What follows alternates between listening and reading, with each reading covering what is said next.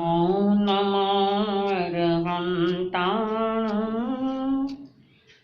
नमो नमो सिद्धान् नमो नमो आयर्यान् नमो नमो मच्छायान् नमो लोहे सव साहुणं नमो लोहे सव साहुणं एसो पंच नमोकारो साव पावपणासनो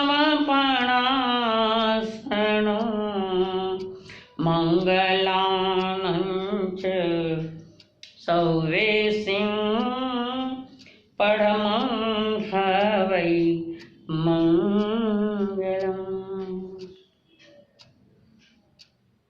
जो आत्मा के लिए परम इष्ट है, वे परम इष्ट अरिहंत, वे परम इष्ट सिद्ध, वे परम इष्ट आचार्य, वे परम इष्ट उपाध्याय और ये परम इष्ट साधु, ये पंच परम इष्ट है। उस परमेष्टि को प्रणाम करते हुए प्रणाम करूं सतगुरुदेव को, जिन्होंने वीतराग पथ दिखाया, वीतराग मार्ग दिलाया, ज्ञान पूर्वक दिशा दिखाई। ऐसे अनंत अनंत मुनिराजों को मेरा नमन है।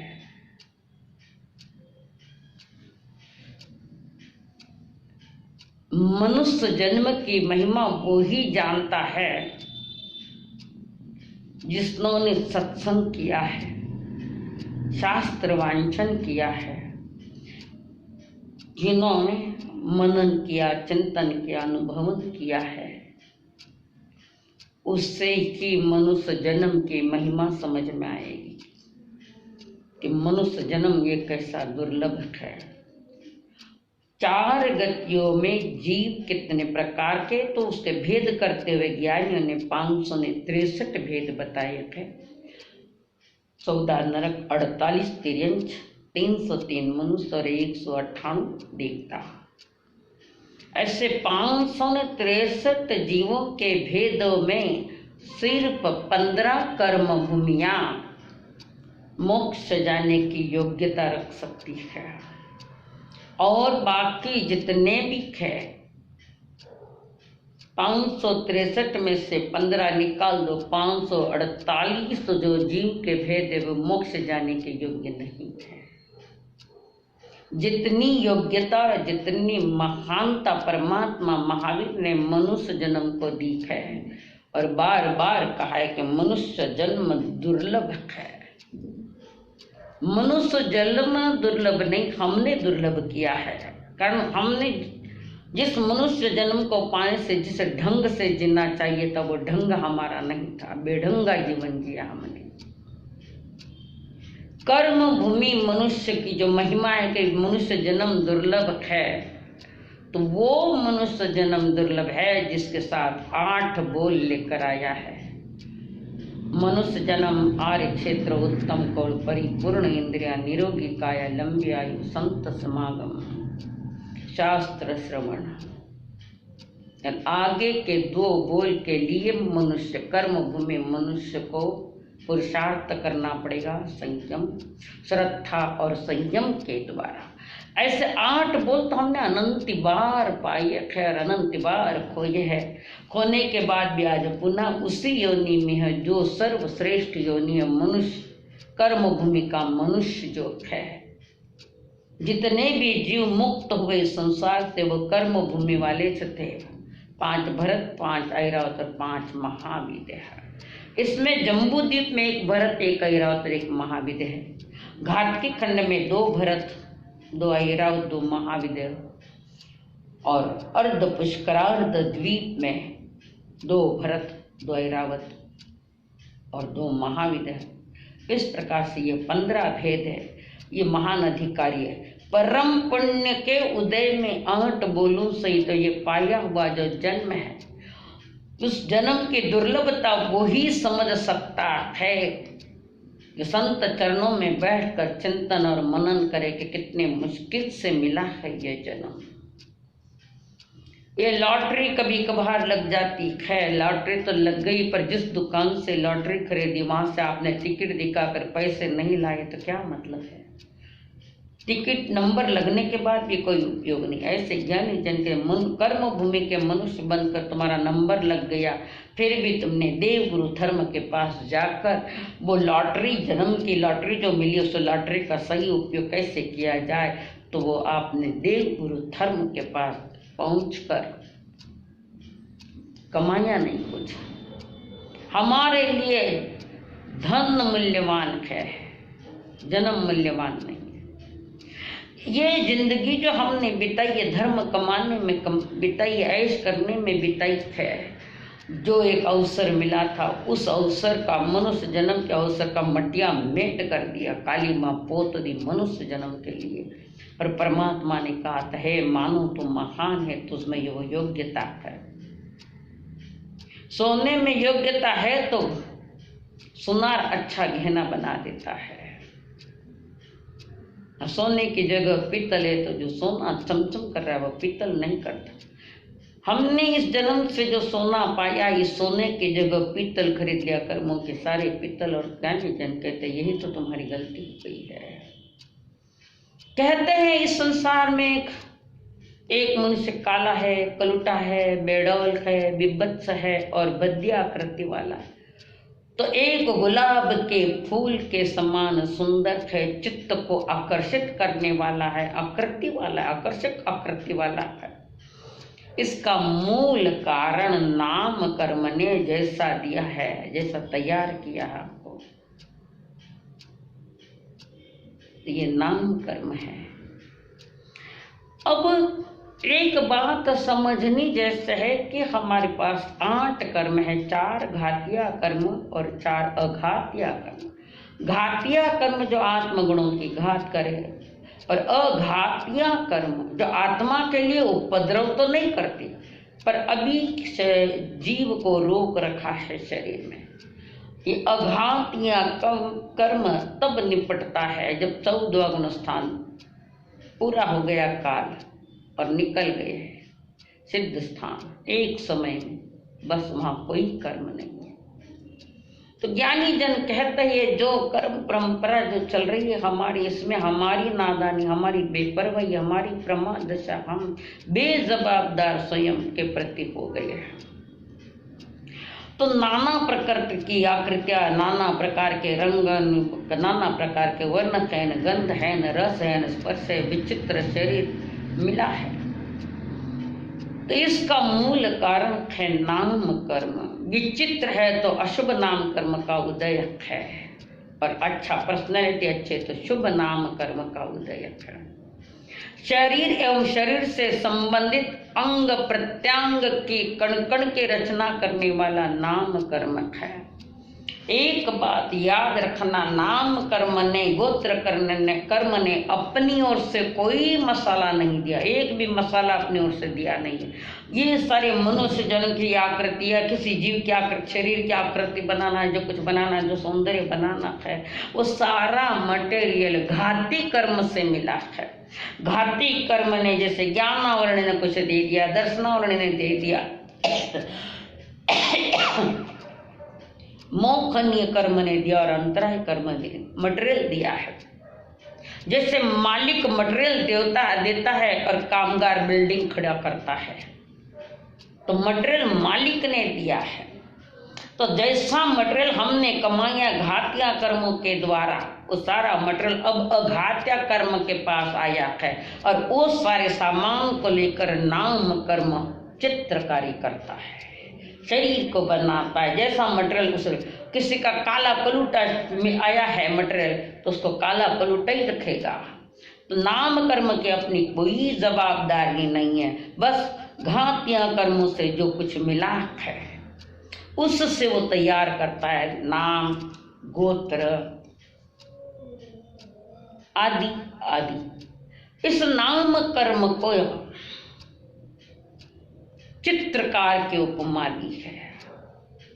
जैसे चित्रकार अच्छे बुरे चित्र बनाता है, उनमें रंग भरता है, अलग अलग विविध आकृतियां बनाता है तथा उन्हें स्वरूप या कुरूप, सुडोल या बेडोल रूप में, रंग में चित्रित, वैसे ही नाम कर्म का काम है। जैसे चित्रकार जो मटेरियल, कलर आदि ब्रश है तो चित्रकारी करता है कागज पर, ऐसे ही नाम कर्म शरीर की रचना कर रहा है। याद रखना, इस शरीर के कोई भी अंग थोड़ा कम है जन्म से, ज्ञानावरण कर्म का तीव्र उदय है, उसको केवल ज्ञान नहीं हो सकता। भले एक पैरवा भी नहीं है जन्म से, या एक आधा अंग ज्यादा, उपांग ज्यादा है, ज्ञानावरण कर्म ने वो मटेरियल दिया नहीं, वो हीन अंग पांग, उसको केवल ज्ञान नहीं हो सकता, कारण ज्ञानावरण कर्म का तीव्र उदयक है। ज्ञानी कह रहे इंद्रियां, वर्ण, गंध, रस, स्पर्श, यश, अपयश, स्वर, दुस्वर, सौभाग्य, दुर्भाग्य आदि जो प्रकृतियां है, इसी के अंडर में 4 गतियां भी इसी कर्म के नाम से जानी जाती है। ये एक ही कर्म ऐसा है कि जिसके पास सबसे ज्यादा मटेरियल है। नाम कर्म के 103 या 93 प्रकृतियां, सबसे ज्यादा प्रकृतियों का मालिक ये नाम कर्म वाला है। तो परमात्मा कहते हैं जैसा मटेरियल मिला, अच्छा या बुरा जैसा भी मिला है वो स्वीकार करना पड़ेगा, कारण ये मटेरियल हमने खड़ा किया है, इस टाइप का चाहिए, उस टाइप का चाहिए। तो इसी कर्म के कारण कोई किसी जीव में सुंदरता है तो किसी जीव में असुंदरता के दर्शन होते हैं। जैसे चांडाल पुत्र हरिकेशी के विभत्स शरीर का तथा ऋषिवर अष्टावक्र की शरीरगत वक्रता का कारण है नाम कर्म। आचार्य कुंद देव के द्वारा लिखा गया वो एक महान ग्रंथ प्रवचन सार में कहा गया है कि नाम कर्म आत्मा के अरूपित शुद्ध स्वभाव को आच्छादित करके 4 गति में से कोई न कोई गति रूप प्रदान करता है। ये नाम कर्म का काम है। ये नाम कर्म का प्रताप है कि किसी को निग्रो, किसी को चाइनीज, किसी को नेपाली, किसी को भारतवासी, किसी को सिंध आदि आदि आकृतियां प्रदान करे। नाम कर्म के प्रमुख 2 भेद है, एक शुभ नाम कर्म और एक अशुभ नाम कर्म। तो शुभ नाम कर्म और अशुभ नाम की जो प्रकृतियां है, तो शुभ नाम कर्म की प्रकृतियां ये पुण्य रूप में मिली है और अशुभ नाम कर्म की जो प्रकृतियां है वे पाप रूप में मिली है। नाम कर्म के अनेक भेद है, गति, जाति, शरीर अंगोपांग, संस्थान, संगण, वर्ण, गंध, रस, स्पर्श, स्वर आदि अनेक उसके भेद है। तो नाम कर्म क्या है? नाम कर्म किसको कहते हैं? जो जीव को गत्याधिक नाना रूप परिणमावे अथवा शरीराधिक बनावे, या नाम कर्म आत्मा के सूक्ष्मत्व गुण को जो घात करता है, वो है नाम कर्म। तो नाम कर्म के बंध के कारण भी तो होंगे, बिना कारण कभी कार्य होता नहीं है। परमात्मा का त्रैकालिक सिद्धांत है। कोई भी कारण, अशुद्धि है तो उसका भी कोई कारण है, और शुभ है तो कोई कारण है, न शुद्ध है तो उसके पीछे कोई कारण है। कारण बिना कार्य नहीं होता। तो नाम कर्म के बंध के जो कारण है वो 4 कारण है। काया की सरलता, काया के द्वारा कोई कपट पूर्ण प्रवृत्ति नहीं करना, ये शुभ नाम कर्म आ रही है। काया की सरलता, भाषा की सरलता, बोलते समय कपट का आश्रय नहीं लेना चाहिए।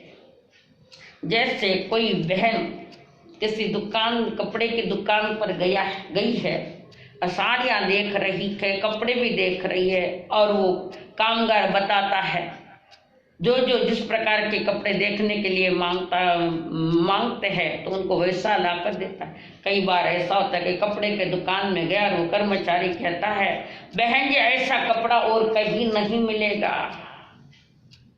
देखने जाओ तो पानी में डाले तो पोतारा का काम करे। तो क्या वो कपड़ा उसके यहाँ तैयार हुआ है? किस बेस पर बोल रहा है? वो ठगाई है। जिस कपड़े के वजह ऐसा कपड़ा कहीं नहीं मिलेगा, सब जगह मिलता है, उससे भी अच्छा मिलता है। पर आदमी धन लोलुपी आदमी कितनी कपटता से बात करेगा, कह नहीं सकते। तो यहाँ पर ज्ञानी जन कहते हैं कि भाषा की भी सरलता हो, बोलते समय कपट का आश्रय नहीं लेना चाहिए। तीसरा है भावों की सरलता, मनोभावों को छल कपट से दूर रखना तो शुभ नाम कर्म का बंध है। मन सतत ताने बाने बूंदता रहता है, छल करता है, कपट करता है, बोलते हुए मीठा बोलता है, पर भीतर के परिणाम जहर से भी ज्यादा कड़ू है। तो ज्ञानी जन कह रखे हैं कि तुम्हारे परिणाम में सरलता होनी चाहिए, और जिन परिणामों में, आत्म परिणामों में राग द्वेष की तीव्रता, मिथ्यात्व की तीव्रता है, तो ऐसा आदमी कपट का आधार लेकर अपना उल्लू सीधा करता है। जैसे महाभारत में मामा जी ने कपट का आधार लिया और कौरवों को जिताया, आगे जाकर कौरवों की फजीती हुई, नाम लेने वाला कोई नहीं रहा। शकुनी मामा ने वो फांसे फेंके तो उसमें कपट था सारा, और उस कपट के आधार पर पांडवों को हराया और पांडवों को दे दिया वनवास, जाओ। तो ये कपट करके मामा जी ने जो कौरवों को जिताया, उसका फल क्या आया आपके सामने है। नाम निशान नहीं रहा कोई का। उसके बाद भावों की सरलता, मनोभावों को छल कपट से दूर रखना, अविसंवादन मन वचन काया से हर कार्य में एक रूपता होनी चाहिए। हमारा मन कहीं है, हमारी वाणी किधर चल रही है, हमारी काया क्या कर रही है। ज्ञानी जन कहते हैं कि हर कार्य में कहीं भी जो एक रूपता होनी चाहिए, एकाग्रता होनी चाहिए। देखो, चोर भी एकाग्रता के साथ चोरी करता है, डाकू भी एकाग्र के साथ डाका डालता है। तो पाप करो, पुण्य करो या शुद्ध की तैयारी करो, तो तुम्हारी मन वचन काया तीन में एक रूपता चाहिए। अगर एक रूपता नहीं है, बोले कई न करे, कई वायुस्त है कई कई, बोलिया जैसा चालिया वाह मां कौशल्या। तो मंथरा के मन में कितना कपट आया और सारे महलों में आग लगा दी मंथरा ने। इससे वो रामायण खड़ा हुआ। महाभारत में ये मामा आकर बैठ गया बहनोई जी के बहनों के पास, आग लगा दी, इतना बड़ा कांड हुआ महाभारत का। कितनी कितनी सेना का नाश, थोड़ी मूर्खता के पीछे। देव के नंदन श्री कृष्ण जी भी समझाए तो नहीं समझे, कह दिया कौरव खत्म हो जाएंगे। वो हम मरना मंजूर कर पर राज लेंगे। जब तुम मरना ही मंजूर करे तो फिर राज किसके लिए? राज करेगा कौन? तुम्हें मरना है। आदमी की जो हवस होती है, उस हवस के पीछे वो अपने मन वचन काया का प्रयोग करके महान पाप कर बैठा है। जितना मन वचन काया से पाप किया है, उतना मन वचन काया से धर्म नहीं किया। अगर मन वचन काया पूर्वक तीन त्रयो योग पूर्वक अगर धर्म होता तो मोक्ष के धनी हो जाते हैं। जितना पाप कपट पूर्वक किया, उससे ज्यादा धर्म कपट पूर्वक ज्यादा किया है। दिखावा हो गया आज धर्म। जहां कर्म भूमि के व्रती महाव्रती कोई हो, कपट पूर्वक अगर चल रहे हैं तो समझना अगला भव बिगाड़ रखा है, नाम कर्म को बिगाड़ रखा है। तो जो कोई भी कार्य करो, धर्म का करो, चाहे धर्म का करो, चाहे समाज का करो, या धर्म स्थान का जो कार्य करो, एक रूपता चाहिए, मनोपूर्वक। नहीं तो करना एक और कहना एक। इसी ने तो हमारा बिगाड़ा कर दिया है। मन से सोच कुछ और है, वाणी से वचन कुछ और है, और काया से क्रिया कुछ और है। ऐसा नहीं चलता। अगर ऐसा है तो शुभ नाम कर्म का बंध नहीं हो सकता। ये जो 4 कारण दिए हैं, काया की सरलता, शुभ नाम कर्म का बंध के लिए काया की सरलता, काया के और भाषा की सरलता। जैसे कहते हैं, मिठो मिठो बोले घण ग्राहकार सामने, तू ग्राहकार सामने, ताकड़ी में तोले जद भूल जावे राम ने, भूल जावे राम ने। हाँ कलम ने तू तलवार बनायो, तनरो पल्लरो भरोसो नहीं तनरो। मिठो मिठो बोले घण ग्राहकार सामने, तो ग्राहकार सामने। क्या यह हकीकत नहीं? जो परवाह ताकड़ी होती तोलने की, उससे मोस देते, गिराई उधर देखे कि कांटा मारना, ये पाप किए। या दिखाना कुछ और देना कुछ, ये पाप किया काया से। वाणी में कभी कभी ऐसा ही करता है कि बच्ची पढ़ी है 7वीं क्लास और देखने वाले आए तो उनको कहता है कि बीकॉम है। वर्तमान में तो झूठ बोलकर, कपट करके झूठ बोलकर काम का आगे जाकर फजी की बच्ची की जब ससुराल जाएगी, तो अगर उनको सत्य का अनुभव होगा तो हो सकता है बच्ची को घर भी लेके आ जावे। हर जगह हमने पाप पाल के रखा है। पुण्योदय में पाप कर रहे हैं, इसी का नाम पंचम काल है। यही तो पंचम काल है। तो ज्ञानी जन कहते हैं शुभ नाम कर्म, शुभ नाम कर्म अगर करो मन वचन काया द्वारा अंतःकरण पूर्वक, तो शुभ नाम कर्म में जितने भी पुण्य प्रकृतियां उत्कृष्ट से उत्कृष्ट है वो मिलती है। तो कौन सी प्रकृतियां है वो बताऊंगी यथा समय। अब अशुभ नाम कर्म के 4 कारण बिल्कुल शुभ से विपरीत है।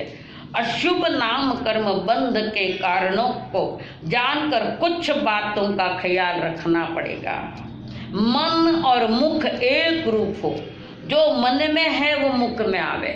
मन और मुख अगर अलग अलग हो गया है, मन में एक है और मुख में एक है, ज्ञानी जन कहते अशुभ नाम कर्म का। मुख में दूसरा बोल रहा है और मन में कोई दूसरा ही जाला ताना बाना है। तो ज्ञानी जन कहते जहाँ मन और मुख एक रूप हो, हृदय साफ हो, कपट युक्त न हो, कपट रहित हो, किसी को धोखा देने वाली न हो, वाणी में सफाई हो, साफ हो, मिठास हो, निर्मलता हो, वाणी के जो पवित्र गुण है उन पवित्र गुणों का धारक हो। आज तो वाणी में ही पत्थर पड़ने लगे। वो वाणी देखो जो सुधर्मा स्वामी जम्बू स्वामी जी कह रहे, अहो आर्य अहो आयुष्मान, गुरु शिष्य को कह रहा है। और आज के बच्चे माँ बाप के लिए कौन सी भाषा का उपयोग करते हैं? आप देखो, माँ बाप गलत है, इन्होंने संस्कार नहीं दिए बच्चों को। और ये संस्कृति और जिन शासन की जो संस्कृति है भगवान महावीर ने हमारे लिए दी, कोई उपयोग नहीं है। अरे तुरे की भाषा, अरे तुरे का व्यवहार, आपस में एक दूसरे कटाक्ष से बोलते हैं, कटाक्ष से देखते हैं। समझना हमने तैयारी की है अशुभ नाम कर्म बंधन की। देखो वो हरिकेशी कैसा हो, देखो वे अष्टापदी 8 जगह बांक है, पूर्व भू में अशुभ नाम कर्म का बंद करके आए। तो वाणी में मिठास हो, निर्मलता हो, कपट रहित हो, किसी को धोखा देने वाली वाणी नहीं हो।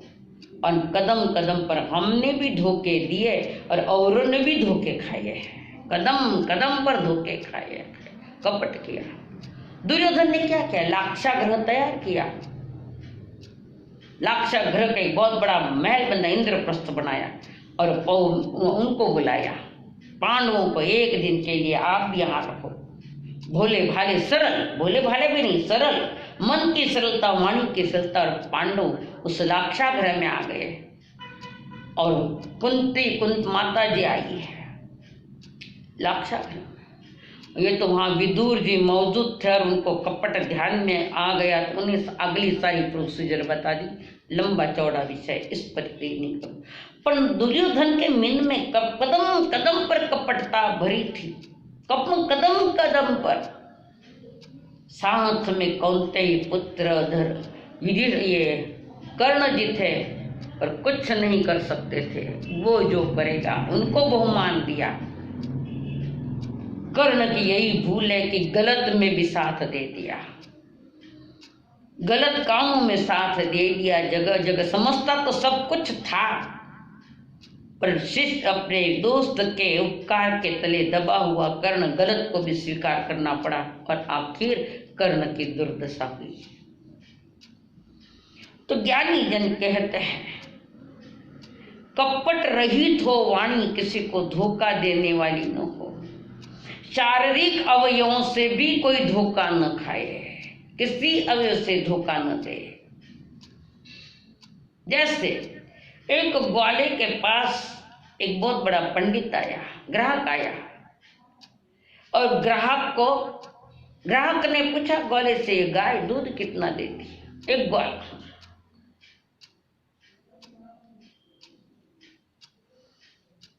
तो गाय वाले ने कहा, गाय कितना दूध देती है? 5 केजी और पत्थर की और उंगली की है। वहां शिला पड़ी थी, उस पर उंगली की 5 केजी और उंगली से इशारा कर दे दी थी। जब वो गाय के लेकर 5 किलो दूध देती है तो खरीद ली गाय ने, घर जाकर देखा, धार निकाले, दूध की धार कहाँ, दूध ही नहीं दे रही है। वो बिना दूध वाली गाय थी। वापस आए उस ग्वाले के पास, ऐसा कैसा किया? क्या किया मैंने? आपने तो कहा गाय 5 किलो दूध देती है। 5 किलो दूध देती है तो मैंने इशारा तो पत्थर की ओर किया था, गाय की ओर थोड़ी किया था। देखो, वाणी में धोखा, काया में धोखा। तो मैंने तो पत्थर की ओर इशारा करा, पत्थर दूध देवे तो गाय दूध देवे, पत्थर जैसे उसमें दूध। ये जो धोखा घड़ियां चल रखी है, संसार धोखा घड़ी के आगे और कुछ भी नहीं है। इस धोखे में आए हुए अनादि बीत गए। इस धोखे भरे संसार से अगर पवित्रता से बाहर निकलता है तो ज्ञानियों के वचनों को आपको सुनना पड़ेगा।